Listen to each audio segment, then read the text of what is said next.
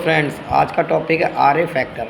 R A का full form होता है बेटा, आर का मतलब होता है रूमेटेड और ए का मतलब होता है ऑर्थराइटिस। रूमेटेड ऑर्थराइटिस का फुल फॉर्म होती है, रूमेटेड का मतलब होता है related to muscles and skeletal system, और ऑर्थराइटिस का मतलब होता है, ऑर्थ का मतलब होता है बेटा जॉइंट्स, और आइटिस का मतलब होता है इन्फ्लामेशन। यहाँ पे इन्फ्लामेशन हो जाता है जॉइंट के अंदर, ठीक है। जहाँ भी जॉइंट होती है, जॉइंट का मतलब होता है one bone attach to the another bone, मतलब एक हड्डी जो दूसरी हड्डी से जुड़ी होती है, जो बीच में जो पार्ट्स होता है उसको बोलते हैं बेटा जॉइंट। इन्हीं जॉइंट्स में क्या होता है बेटा, पेन स्टार्ट हो जाता है। क्या होता है इसमें? पेन, ठीक है, इसमें दर्द होना स्टार्ट हो जाता है।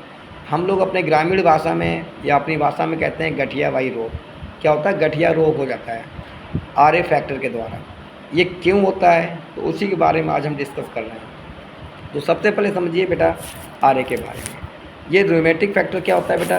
रूमेटिक फैक्टर कह सकते हैं आप कि ये एक क्रोनिक डिजीज होती है। क्या बोलते हैं? R A factor is a chronic disease, और या इसको हम बोलते हैं कि ऑटो इम्यून डिजीज भी इसको हम कहते हैं आर ए को। ऑटो इम्यून डिजीज हम इसलिए कहते हैं, ये क्या करता है, ये अपने सेल्स को ही क्या कर देता है, डिस्ट्रॉय कर देता है। ऑटो माने सेल्फ, इम्यून माने एंटीजन एंटीबॉडीज, और डिजीज माने बीमारी।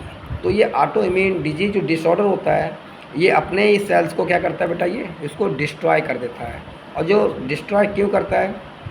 डिस्ट्रॉय इसलिए करता है कि ये अपने सेल्स के अंदर जो प्रोटीन जो होते हैं हमारे, है ना, उन प्रोटीन का जो बेटा ये स्ट्रक्चर चेंज हो जाता है। क्या होता है? ये आर ए के द्वारा क्या होता है, प्रोटीन अपना स्ट्रक्चर चेंज कर लेता है, और ये एंटीबॉडीज इसको पहचान नहीं पाती है अपने प्रोटीन को। जो कोलेजन नाम के जो प्रोटीन होते हैं उसको आइडेंटिफाई नहीं कर पाता है। जब आइडेंटिफाई नहीं कर पाएगा तो जो भी एंटीबॉडीज है वो क्या करेगा, उस सेल्स को क्या करेगा, उसको डिस्ट्रॉय कर देगा। कहने का मतलब जो उस प्रोटीन को क्या करेगा, डिस्ट्रॉय कर देगा। जब जॉइंट होता है, जॉइंट के बीच में बेटा क्या होता है, साइनोवियल मेम्ब्रेन होता है। इसी के बीच में क्या होता है, प्रोटीन होता है बेटा, और साइनोवियल मेम्ब्रेन के अंदर क्या होता है, साइनोवियल फ्लूइड होता है।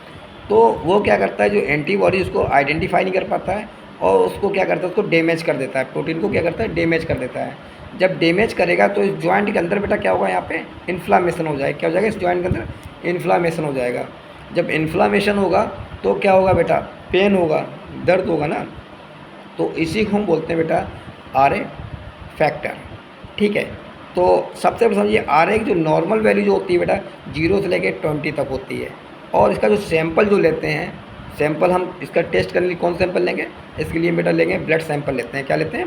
Blood sample. इसका जो सिम्टम्स जो होते हैं, इसके जो लक्षण होते हैं, लक्षण क्या होते हैं? लक्षण इसका जॉइंट के अंदर दर्द होना स्टार्ट हो जाता है, हड्डियों के अंदर दर्द होना स्टार्ट हो जाता है, और यहाँ पे स्वेलिंग भी आ जाती है। क्या होती है बेटा? यहाँ पे स्वेलिंग भी आ जाती है, ठीक है। ये आर ए फैक्टर के द्वारा ये होता है, ठीक है।